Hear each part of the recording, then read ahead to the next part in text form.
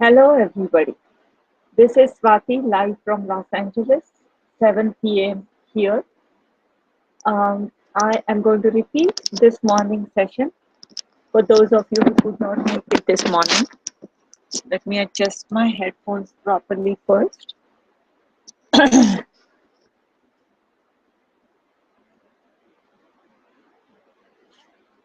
So, today I would like to cover an important topic.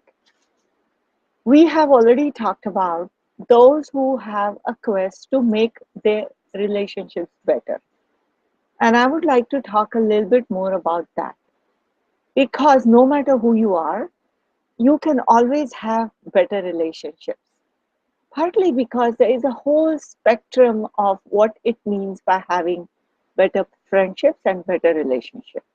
So, on one end of the spectrum, there are people who basically have friends, good relationship with family. There is not really any problem, but there may be someone in their life who's difficult, someone who either is hard to deal with and they would like to know how to deal with that person. That's kind of like the one end of the spectrum. And the other end of the spectrum are people who say that they have hard time making friends. Some of them do make friends, but they have a hard time keeping friends. And they feel sometimes it is because they may feel hurt very quickly, very easily. They find people are not very nice, people are not very sensitive, they say hurtful things, and that drives the, that drives a person away. That breaks the friendships. Sometimes they feel like people leave them. They're not interested in keeping the relationship, and they feel that it's partly because maybe I'm not that interesting, maybe I'm not high energy, maybe I'm not so funny, maybe I'm not life of a party, maybe I'm just a wallpaper. So for various reasons they feel that people are not able to, the relationships they have are not sustainable with the friends. They would like to have more friends. They are not satisfied with just not having that many friends or not having good connection. They want to have that, but they have a sense of loneliness and isolation. Then, somewhere in the middle, there are people who probably have good friends but don't have a good relationship with the family. Family seems to be the hard part because with family, they feel like they get aggravated, they get angry because of what the family does, or they feel the other way around, which is people in the family are too demanding. They expect certain things from them. They are the ones who say things that are really hurtful and don't really care. So the family is the hard part. So there are these various types of relationship issues. First, I would like to talk about the severe or serious case where people are feeling that they're having a hard time keeping friends. They have a sense of loneliness or isolation. If this is the case, I would urge them to look at if there is any trauma. It could be childhood that was not nurturing, something happened in the childhood that was bad, that may have affected the way they look at relationships, that may have made them very sensitive to everything that comes to them from another person.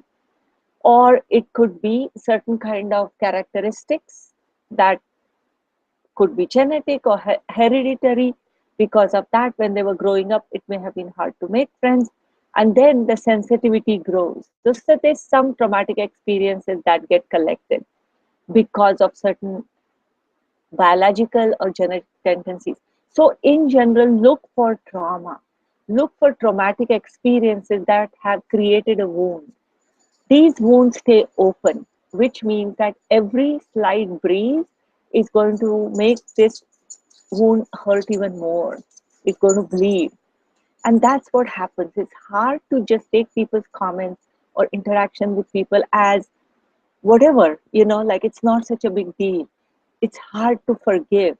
It really hurts.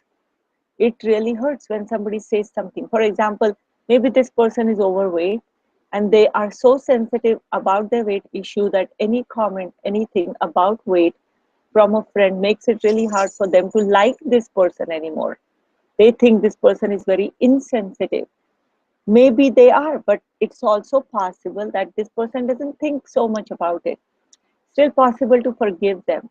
It's possible that weight may be an issue for the person who made the comment, but it could be because they have their own issues about body image.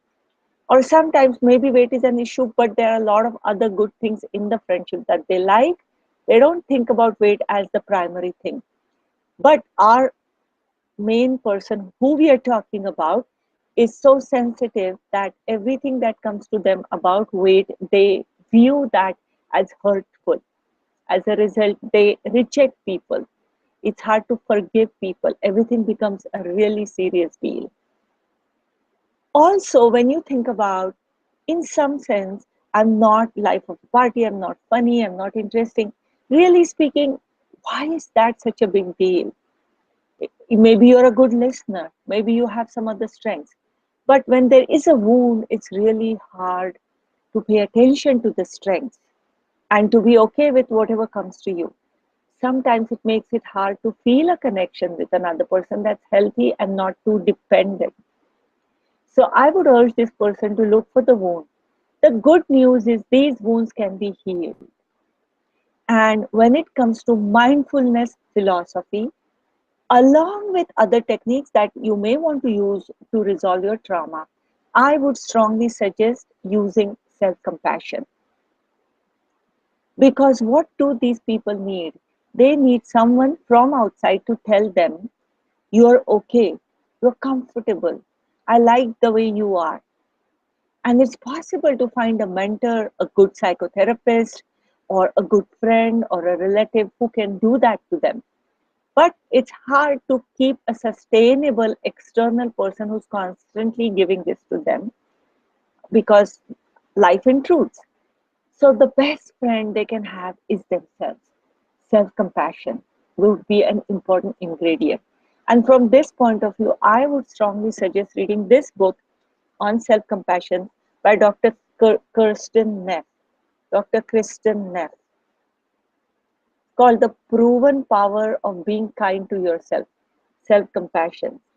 Kristen Neff, PhD. I have already talked about her work.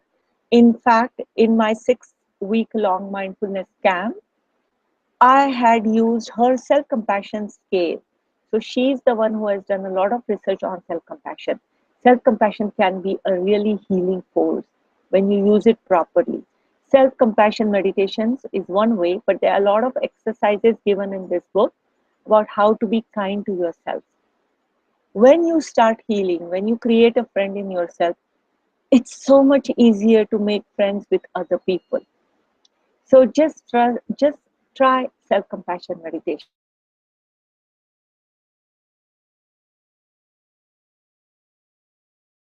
People who have the relationship issues with family, friends are okay, but relationship issues are family. It's also compassion and self-compassion. When it comes to family, things can be very aggravating, and anger and stress makes it really hard to know what action to take. Compassion helps to see the other person's suffering.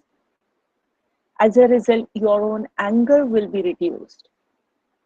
And when the anger is reduced, then you can think about what action you want to take. Now, sometimes people feel like if I have compassion for this person, that may be like condoning. That may mean that I am okay with whatever they did to me. They will keep doing it. They will keep taking advantage of me. Maybe it's like being a doormat. So compassion does not feel possible in these kinds of situations. Even for the people who have a couple of difficult people in life, it's the same thing. Compassion seems like, does that mean all these issues I talked about? But in that sense, compassion can be misunderstood. Feeling compassion reduces anger, but it does not mean that you don't take any action. You can do a few things. One of those things, maybe you decide to create a distance. You don't need to have a relationship with this person. If it is family, you may decide, I've grown up. I'm an adult and it's time for me to have a non-dependent adult relationship with my family, which means not having constant involvement, not having whining or complaining kind of attitude. Then you could also be firm. Instead of whining and complaining, you can be firm and you can manage to communicate to your family that whatever is being done to you is not okay with you, you're not liking it. Sometimes it may mean you will resolve it on your own. You may understand the situation and you may find that yes, you do hold certain responsibilities. I'm not talking about blaming yourself or thinking of yourself as a victim or thinking of yourself as, oh my God, how could I have done that? I need to beat myself up. I'm talking about taking responsibility as in understanding what you may have done, objectively speaking. So next time you can try not to do that. I try to do things differently. Mindfulness meditations are very useful for this because once compassion helps you to reduce your anger, you can do feeling awareness meditations and you may get insight into what you want to do next, how you want to communicate. There is a certain wisdom, and mindfulness meditations offer you this wisdom. So that's why, as I said, self compassion and compassion are important ingredients of this soup. And also knowing what to do after the compassion, knowing what to do with the situation. There are few things you could do, as I said, but which one to choose in what situation? These are the type of things that you need to get insights for. And these are the ways in which we would be using mindfulness meditation, self-compassion and compassion meditation. Those of you who would like to improve your relationships. If there is a wound, please, please, please think about there is a wound and how do I heal the wound. Healing is entirely possible. If it is a big trauma that you just don't want to face at this time, you want to just distract yourself, understand that. That's what you're doing. Go with your own pace. But just know that you want to and it's possible to heal the trauma. You don't want to hold on to this is never going to be resolved. This trauma that I've gone through means that I have these problems. There's something wrong with me or whatever comes to you. This kind of psychological rigidity can create a lot of pain. So mindfulness meditations also allow us to open up. Instead of being psychologically rigid, it makes you open up and allow different thoughts and different creative ideas to come to you. So please, along with other, maybe somewhat more serious one-on-one techniques, use self-compassion meditation. Given all these things I've been saying, today I would like to do an interesting type of self-compassion meditation with you. So I'm going to first get rid of this bottom so we get more space.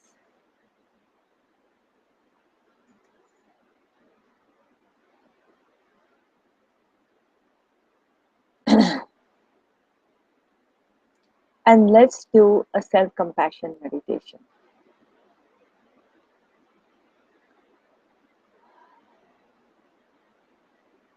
Let's bring us here and now.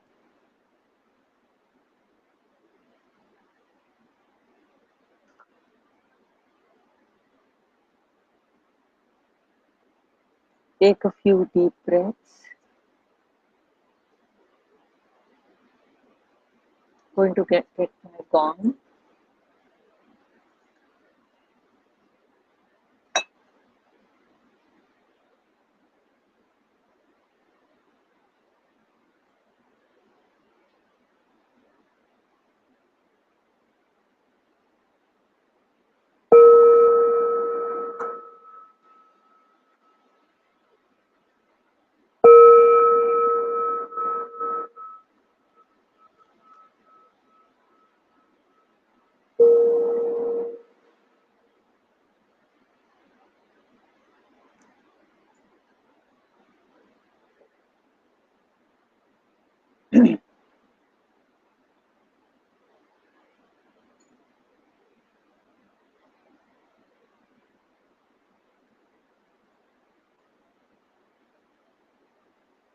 Breathe in and breathe out and pay attention to your breath for a short time.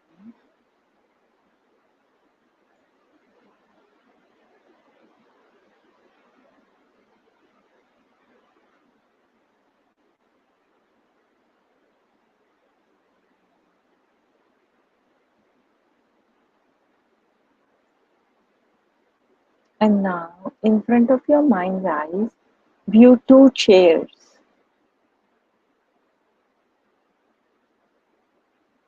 One chair, view the person who's been difficult for you,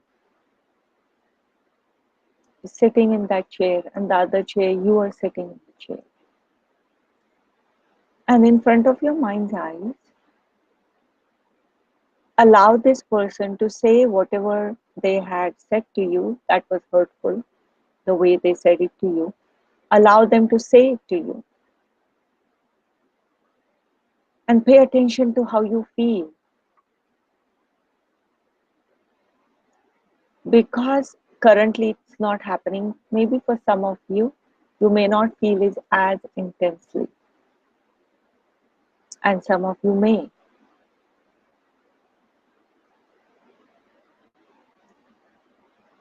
Pay attention to the feelings that you're feeling as you're listening to this person.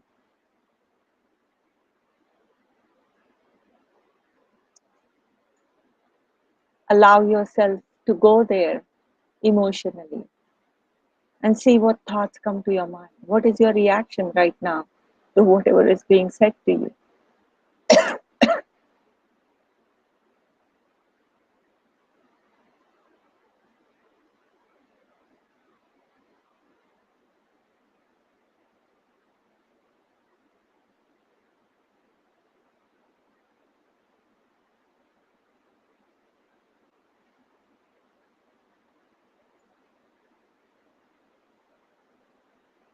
And as you're listening to this, or as you're feeling these feelings,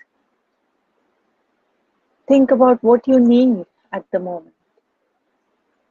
What is it that you need to happen with you?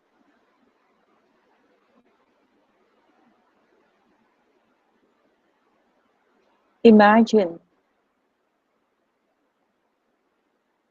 that this is happening to you. What do you really need?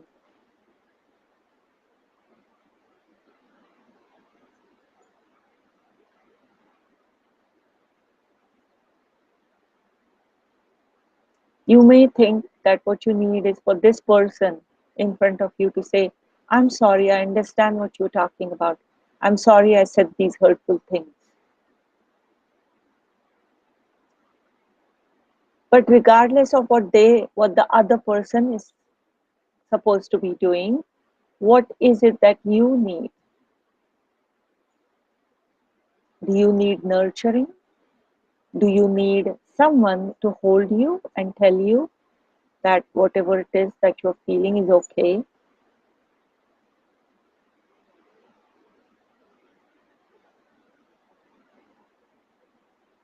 Allow yourself to become distant from this person emotionally. Move emotionally away from whatever they are saying to you.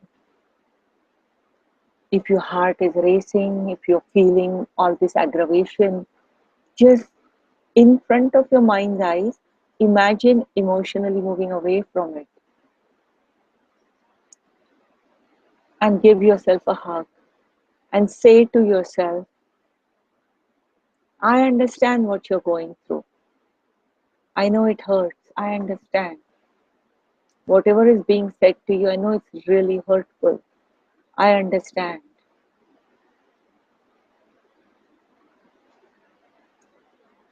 And say to yourself in your mind, I accept you the way you are. I totally accept you the way you are. I know why you do whatever you do. I know there are reasons. And I totally accept you the way you are.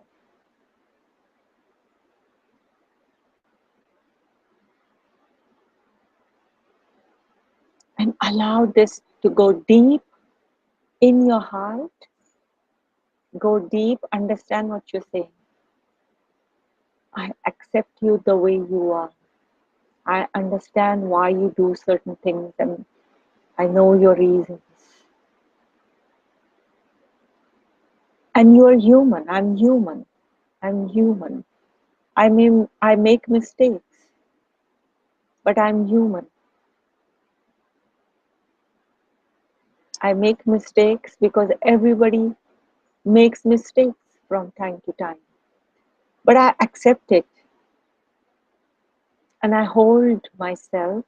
I accept me the way I am.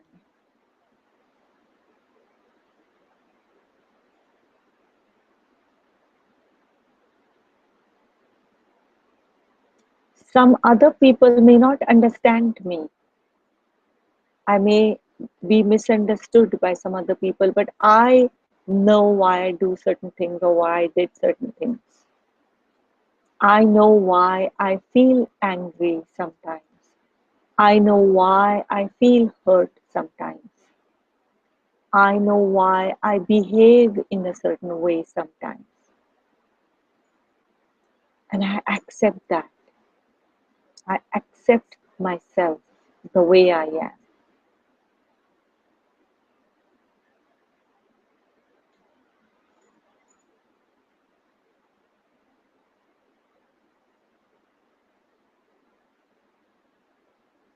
Allow this to go deep.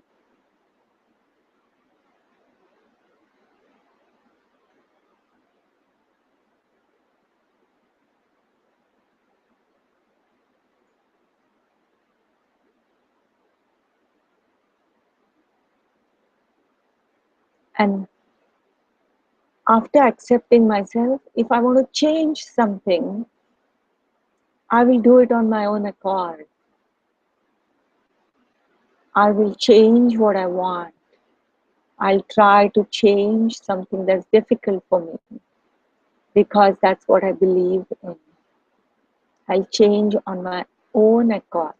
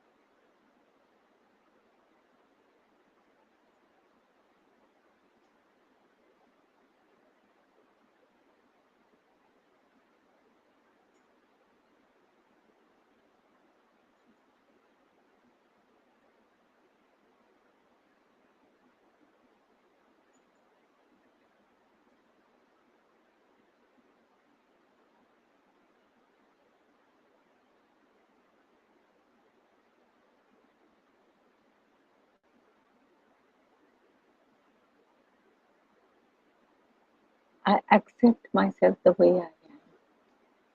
I understand why I do certain things or I did certain things.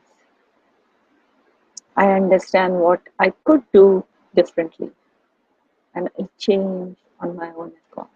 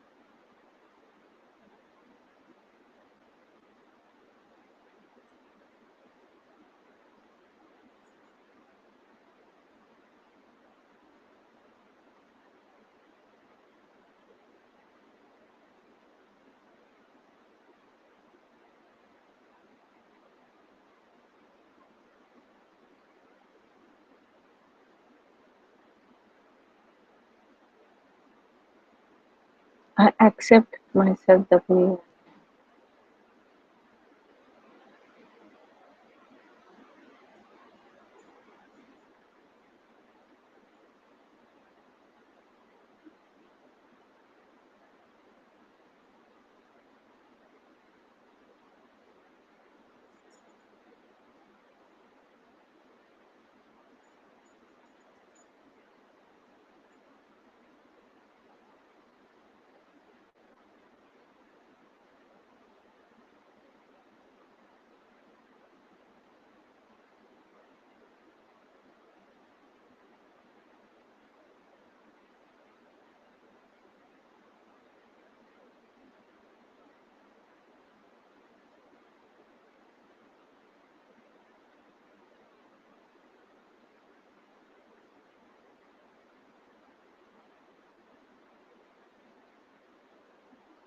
And now look at the person across from you who's sitting on the chair again and just smile and hug yourself.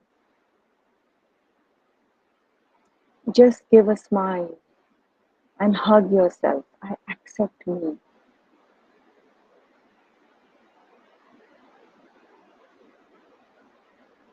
Give a smile.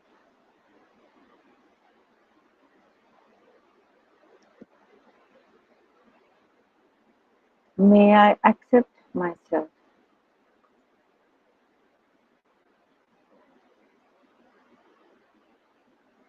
May I see what I could have done differently and may I change it on my own accord. May I be at ease with myself and just smile. Look at this person and just smile.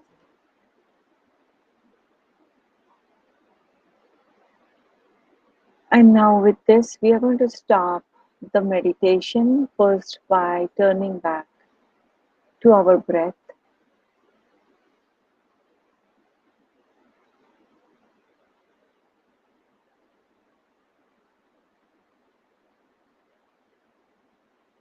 And as you're breathing in and out, say these lines to yourself. Say this line 3 times to yourself. Breathe in, I smile. Breathe out, I'm okay. Breathe in, I smile. Breathe out, I'm okay. Breathe in, I smile. Breathe out, I'm okay.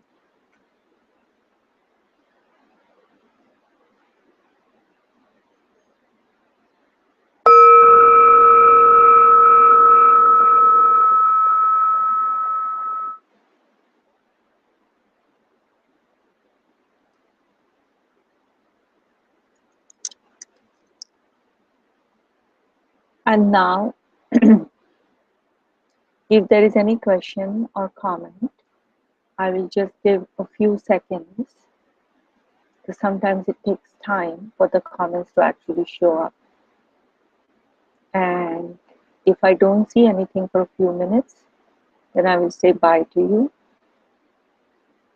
But meanwhile, we can just think about what we just did in our meditation, accepting ourselves, radical acceptance. Just look at us and say, I accept exactly the way I am. No grandiosity, no self-beating, just exactly the way I am. I accept myself. That's what we were doing. And then to give ourselves a hug, self-acceptance, self-compassion.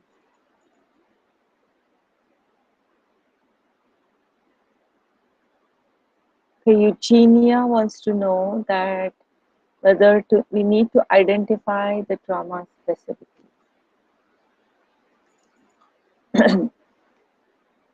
Eugenia, that's a great question. I would say yes. If there is a trauma, you may know about it already. And this trauma may have created wounds that may have made you extremely sensitive to everything that comes to you. You meaning one. I don't know about you specifically, I'm just saying one. Then it makes it hard to maintain intimate relationships because it makes it so hard to forgive a person from whom we experience so much hurt. And forgiveness is essential in any intimate relationship. Accepting forgiveness is the next step. Accepting is hard.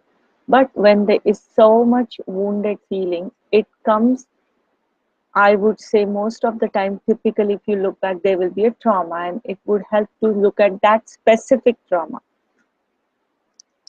Because when you know the specific trauma, it makes it more clear the effect of that trauma, and then you also know what the wound is, and then healing becomes easier. If you don't know where the wound is and what it is, it's hard to know where to put the medicine. Is that clear? So yes, it would really be helpful to specifically identify the trauma.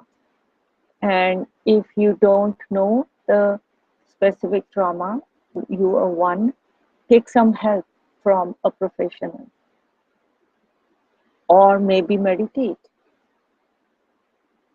And in your mindfulness meditation, you may understand. I'm not talking about repressed memory or anything like that, okay? That is not something mindfulness meditation will give you. I'm just talking about identify something you know, but you may not be very clear, and you make it clear to yourself. You're not creating any imagination or something that was so hidden that suddenly came up in your mindfulness meditation. I would not trust that. I'm talking about rational understanding.